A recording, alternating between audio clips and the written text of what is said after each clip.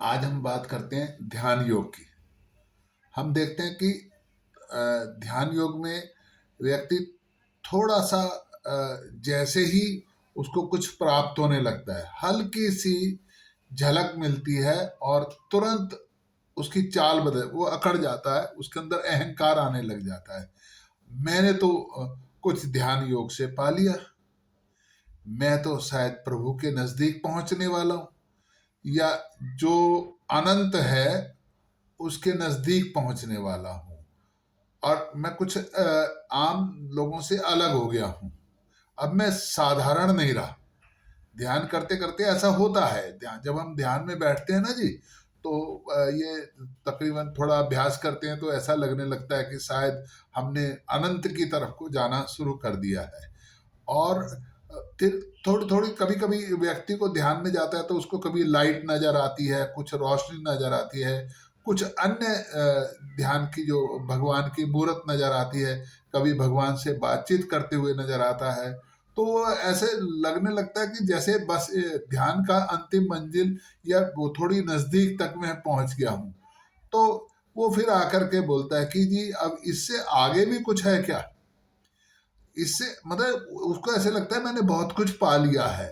अगर कोई मन में जैसी एकदम लाइट नजर आ जाए, मन प्रसन्न हो जाए, मन हल्का हो जाए।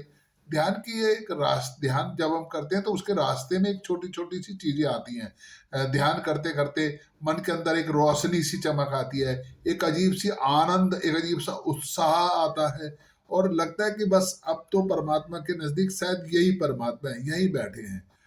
और शांत बैठते हैं तो बिल्कुल विचारों का आवागमन भी बंद हो चुका है, और बिल्कुल एकदम जितनी मर्जी देर, मैं तो 1 घंटा ध्यान में बैठ सकता हूँ जी, आधा घंटा बैठ सकता हूँ जी, मेरी ध्यान की सीमा बढ़ गई है। लेकिन बाद में जब एक जगह बैठे थे हम, वहां विचार चल रहा था, तो आया कि भाई वास्तव में ध्यान की अनंत सीमा क्या है। ध्यान कब तक, ध्यान में मिलना क्या है, ध्यान में करना होना क्या है। क्या ये जो एक लाइट आ रही है ये ध्यान है क्या, या परमात्मा मिल गए ये ध्यान है, या ये कहीं हमारे द्वारा ही बना हुआ ताना बाना तो नहीं है। अब जैसे हम कहीं जा रहे हैं और रास्ते में एक अच्छा सुंदर सा पेड़ नजर आ गया, हम उसको पकड़ के बैठ गए कि शायद यही पेड़ हमारी मंजिल था। तो कभी कभी हम ये सोच लेते हैं कि ध्यान में जो लाइट नजर आ रही है, जो हमको ध्यान में नजर आया है, बस यही ध्यान है और दूसरा कोई ध्यान नहीं है। लेकिन ध्यान इससे बहुत आगे की चीज है। कभी कुछ लोगों को कुछ सिद्धि प्राप्त हो जाती है ध्यान से, कुछ अन्य चीजें, कुछ जैसे कभी कभी भगवान का आशीर्वाद हो जाता है कि वो किसी पर हाथ धरते हैं तो वो व्यक्ति के अंदर अंतर चेतना जाग जाती है। कभी किसी व्यक्ति को ध्यान में गया है, उसको कुछ सिद्धियां प्राप्त हो गई, तो वो कुछ लोगों के कष्ट निवारण करने लग गया। ये सब ध्यान की छीट।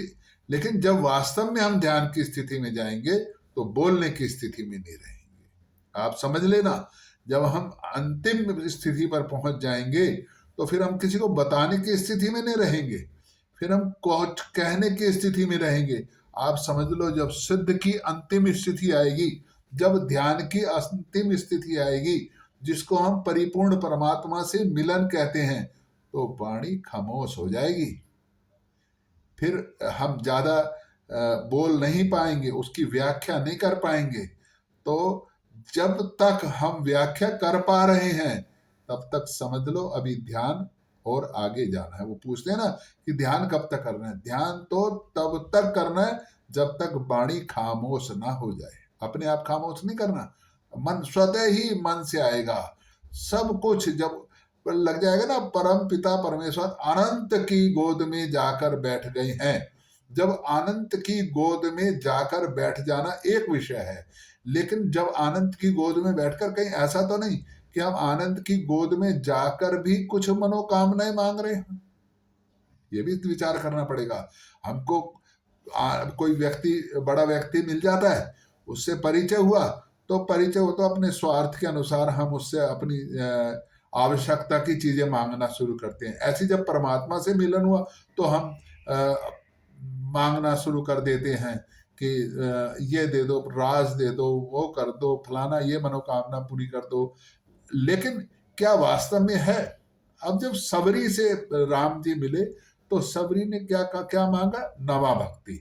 तो वो उसने भक्ति मांगी, अनुपायनी भक्ति हनुमान जी ने मांगी कि ऐसी भक्ति जिसमें लीन हो जाए, फिर संसार से कोई संबंध ही ना रहे। काकभूषण जी ने ज्ञान मांगा, फिर रूप चाहे कुछ भी है, उनके गुरुजी ने कहा था ना कि ये रूप, उन्होंने कहा नहीं, बस यही रूप में अब मुझको।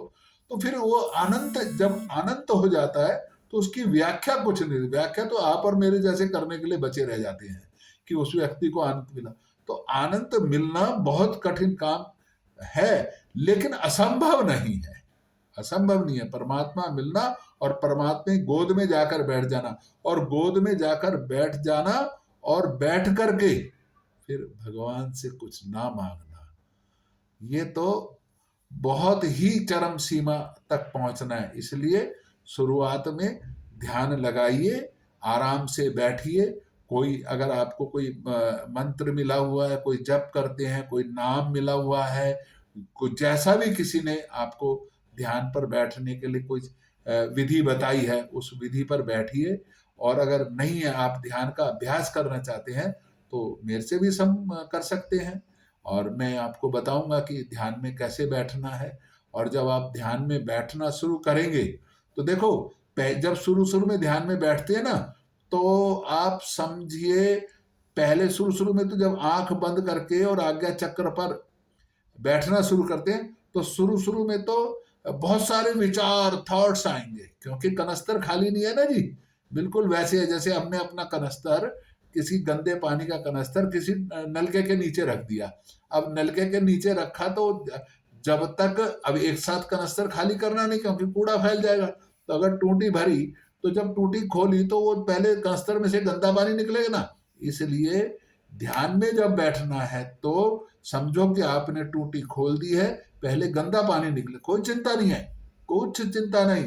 अगर मान लो कोई सुविचार, कुविचार कुछ भी आ रहा है तो घबराने की बात नहीं है। हाँ, उससे हटने के लिए हम किसी नाम का, किसी मंत्र का, कुछ का सहारा ले सकते हैं, लेकिन ध्यान आगे। लेकिन उस मंत्र और उसके नाम के साथ ही नहीं लपट जाना। वो किसी को मंत्र दिया न कि भाई ये नाम जप लेना ध्यान के वक्त, अगर कोई कुविचार सुविचार आए तो उसको, तो वो मंत्र को जपने लगे, 1000 बार जपूंगा जी दो ना।